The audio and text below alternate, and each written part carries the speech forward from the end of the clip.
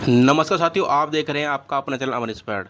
साथियों, school merger के संबंध में आदेश कल 7 जुलाई 2025 को साथियों आ चुका है, जिसका विभिन्न चैनलों के माध्यम से, विभिन्न समाचार पत्रों के माध्यम से आज उसका खुलासा किया जा रहा है कि इसमें किन किन बातों को कोर्ट ने देखा, किन किन बातों के पक्ष में आकर के यह फैसला सुनाया। इस फैसले से बेसिक शिक्षा परिषद के लगभग 27,000 स्कूलों को बंद करने की शुरुआत का यह साथियों अभियान शुरू हो चुका है, क्योंकि सरकार को बल मिल चुका है। कोर्ट भी कह चुकी है अब कि ये जो सरकार जो स्कूल बंद कर रही है, यह उसका फैसला बिल्कुल सही है। यानी जो स्कूल बंद किए जा रहे हैं वह बिल्कुल सही है। तो आज की वीडियो में हम जानेंगे कि जो कोर्ट ने किन किन मुख्य बिंदुओं को देखा, जिसके आधार पर उसने यह फैसला दिया कि स्कूल जो बंद कर रही है सरकार, वह बिल्कुल सही है। ये जो आदेश है, इस आदेश में मुख्य बातें क्या रही, इन्हीं बातों का साथियों खुलासा करेंगे। वीडियो को अंत तक देखिएगा। साथियों, ये जो आदेश है, यह 34 पेज का आदेश है। 34 पेज का आदेश है। अब इसको पूरे आदेश को यदि इसके निष्कर्ष पर जाएंगे, हम देखेंगे कि जज साहब ने, जो कोर्ट ने इसमें किन किन मुख्य बिंदुओं को देखा और क्या क्या बातें इसमें कही, तो वही आपको साथियों इस कोर्ट का पूरे का इसका जो निर्णय का पूरा सार साथियों हम आपको बताने वाले हैं। ये इसमें देखिए साथियों, सबसे नीचे लिखा हुआ है कि present petitioner lack merit and are according dismissed. यानी कि जो आदेश है, इसको ये जो पैटिशन डाली गई थी, ये याचिका डाली गई थी, उसको ही कोर्ट ने डिसमिस कर दिया। इसमें मुख्य बातों को क्या कहा गया, इसमें मुख्य बातें साथियों जो कही गई, इसमें बताया गया कि मर्जर पर निर्णय देते हुए याचिका खारिज करने के जो मुख्य जो पॉइंट रहे, वह आपको आप बताने वाले हैं। राष्ट्रीय शिक्षा नीति 2020 की प्रशंसा करते हुए यह नीति देश के सभी बच्चों को प्रारंभिक स्तर पर शिक्षा प्रदान करने के लिए महत्वपूर्ण कदम उठाने की बात करती है, जिसमें स्कूलों के युग्मन की व्यवस्था भी शामिल है। नीति के निर्देशों में कोई मनमाना या संविधान के अनुच्छेद 21(a) का उल्लंघन करने वाला तत्व नहीं पाया गया, ऐसा कोर्ट कह रही है साथियों। इसलिए इस नीति को लागू करने वाले सरकारी आदेशों में हस्तक्षेप की आवश्यकता नहीं है। याचिकाएं आधारहीन हैं और खारिज की जाती हैं। साथियों, यह इस कोर्ट की भाषा है। इसमें कहा जा रहा है कि जो यह सरकारी आदेशों को, यह जो यह स्कूलों को बंद करने का है, इसमें हस्तक्षेप की कोई आवश्यकता ही नहीं है। यानी सरकार जो कर रही है बिल्कुल सही कर रही है। इसमें आगे कहा जा रहा है कि राज्य का यह कर्तव्य है कि वह सुनिश्चित करे कि कोई भी बच्चा शिक्षा से वंचित न रहे। बेसिक शिक्षा अधिकारी को यह सुनिश्चित करना होगा कि सभी बच्चों को शिक्षा मिले और कानून के अनुसार आवश्यक कदम उठाए जाएं।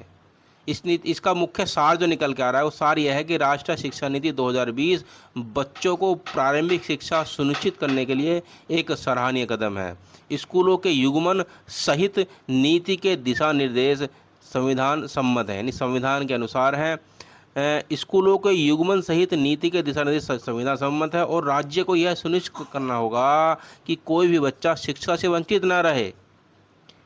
याचिकाएं खारिज की गई और बेसिक शिक्षा अधिकारियों को शिक्षा के लिए आवश्यक कदम उठाने का निर्देश दिया। यानी कि इसमें जो है कोर्ट ने कह दिया कि स्कूल भी बंद करो और प्रत्येक बच्चे को शिक्षा भी मिलनी चाहिए। यानी कि अब ये नहीं समझ में आ रहा कि कोर्ट क्या कह रही है और सरकार क्या कह रही है। कोर्ट को ये देखना चाहिए भी, सब स्कूल बंद हो रहे हैं तो सभी बच्चों को शिक्षा कहाँ से मिल पाएगी।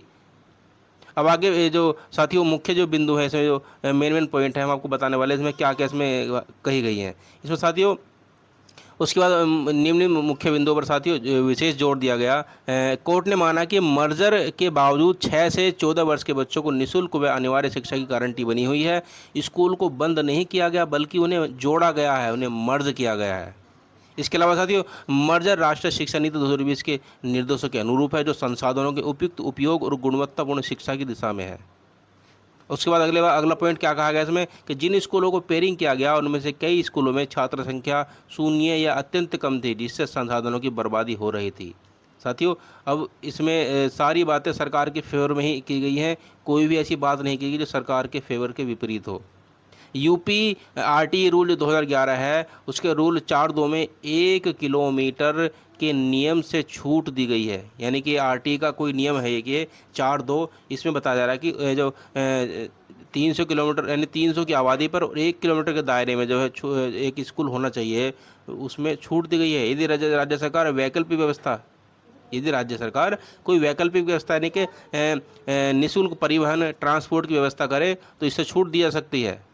बहुत कम स्कूलों को ही जोड़ा गया, जो एक बहुत छोटा अनुपात है, यानी कि स्कूलों को जो संख्या है जोड़ने की वह बहुत ऐसा नहीं, 27,000 स्कूलों को बंद किया जा रहा है, तो ये बहुत छोटा है अनुपात है, ऐसा सरकार मान रही है, जो कोर्ट है वह मान रही है। याचिकाकर्ता यह साबित नहीं कर सके कि बच्चों के अधिकारों का प्रत्यक्ष उल्लंघन हुआ है। इसके अलावा साथियों, आदेश को गवर्नमेंट ऑर्डर माना गया है, जिसे रूल्स ऑफ बिजनेस के तहत एडिशनल चीफ सेक्रेटरी द्वारा जारी किया गया और यह कानून के विरोध में नहीं पाया गया। सुप्रीम कोर्ट के दिशा निर्देश नीति निर्णयों में हस्तक्षेप केवल तभी होता है जब वे मनमाने, दुर्भाग्यपूर्ण या मौलिक अधिकारों का उल्लंघन करते हों, जो इस मामले में नहीं पाया गया। यह मुख्य पॉइंट निकल के साथ ही आ रहा है, यानी कि जो कोर्ट है वह उसके जो जानकारी में दिया गया, इसमें जैसे भी सरकारी वकील ने उनको बताया तो उसकी दलीलें जो कोर्ट को अच्छी लगी। इसमें मुख्य बिंदु को जो राष्ट्रीय शिक्षा नीति 2020 उसको मुख्य पॉइंट जो बनाया गया, उसमें राष्ट्रीय शिक्षा नीति को ही पॉइंट बना करके उन्होंने कहा कि जो है स्कूलों को बंद किया जा रहा है, या संसाधनों के उपयुक्त उपयोग और गुणवत्तापूर्ण शिक्षा की दिशा में एक महत्वपूर्ण कदम है सरकार की तरफ से। जो याचिकाकर्ता थे और जो उनके वकील थे, उनकी इसके जो विरोध में कोई अच्छी दलील नहीं दी गई, इसका कोई अच्छा सबूत नहीं पेश किया गया कि जो वास्तव में शिक्षा का इससे हनन हो रहा है, बच्चों का जो मूल अधिकार है शिक्षा का, उससे इसको जो है हानि पहुंच रही है, उसके विरोध में कोई सटीक ऐसी कोई गवाह, कोई ऐसे कोई सटीक जो डॉक्यूमेंट, कोई ऐसा सटीक कोई वक्तव्य नहीं पेश किया गया जिससे कि इसको याचिका को बचाया जा सके। क्योंकि कोर्ट देखती है जो विभिन्न प्रकार के दस्तावेज जो उसके जो है सबूत के तौर पर दिए जाते हैं, या जो भी एविडेंस दिए जाते हैं, उन्हीं के आधार पर सरकार जो कोर्ट है निर्णय देती है। अब कोर्ट के सामने जो है जो 21A के वायलेशन को जो बताया गया, अनुच्छेद 21A है, अनुच्छेद 21 के हिंदी में बोलते हैं इसको, जो सरकारी वकील के विपरीत जो दूसरे पैटिशनर के उन्होंने वकील ने कहा, लेकिन उसको भी जो है कोर्ट ने नहीं माना, क्योंकि इसमें मर्जर नीति को जो है राष्ट्रीय शिक्षा नीति 2020 के दिशा निर्देशों के अनुरूप ही बताया गया। साथियों, यह मुख्य पॉइंट निकल कर आए जो हमने इस वीडियो में साथियों आपको बताया। इसके संदर्भ में साथियों, बेसिक शिक्षा परिषद के स्कूलों के विलय के विरुद्ध दाखिल याचिकाएं खारिज हो गई हैं, ऐसा विभिन्न आज समाचार पत्रों में भी विभिन्न साथियों ये प्रकाशित हुआ है। विभिन्न मुख्य खबर निकल के आ रही है कि जो बेसिक शिक्षा परिषद के जो स्कूल हैं उनको विलय करने के खिलाफ जो याचिका थी वह साथियों खारिज हो गई है। लेकिन जो शिक्षक संगठन है, शिक्षक संगठन बोल रहे हैं कि अभी जारी रहेगा शिक्षक संगठनों का विरोध। तो शिक्षक संगठन है वह अभी बोल रहे हैं कि इस कोर्ट ने बेशक आदेश दे दिया हो स्कूल बंद करने का, लेकिन यह जो विरोध है यह जारी रहेगा। स्कूलों के विलय को लेकर शिक्षक संगठनों का विरोध जारी रहेगा। इस मामले में शिक्षक संगठनों ने बेसिक शिक्षा राज्य मंत्री स्वतंत्र प्रभार संदीप सिंह से मिलकर अपना विरोध दर्ज कराया है। वहीं आम आदमी पार्टी ने भी इस मामले में सुप्रीम कोर्ट जाने की बात कही है। विलय के बाद जो स्कूल खाली हुए हैं उनमें बताया जा रहा है कि बाल वाटिका चलाई जाएगी। अब जो है सरकार को बल मिल गया है, सरकार अब लगातार जो है, क्योंकि याचिकाकर्ता यदि सुप्रीम कोर्ट जाते हैं या डबल बेंच जाते हैं तो शायद वहाँ आप देखिए भविष्य में क्या होता है, कि किस तरह की दलीलें जाती है और वहाँ कोर्ट अपना किस तरह से फैसला सुनाती है। अब ये भविष्य के गर्त में है। साथियों, आज की वीडियो में इतना ही। शिक्षा विभाग के संबंधित जो भी सूचनाएं मिलती हैं हम आपको चैनल के माध्यम से बताते रहते हैं। चैनल को सब्सक्राइब कर लीजिएगा, वीडियो को शेयर कीजिएगा अपने साथियों के साथ, अपने मित्रों के साथ। मिलते हैं अगली वीडियो में, तब तक के लिए आपका सादर नमस्कार।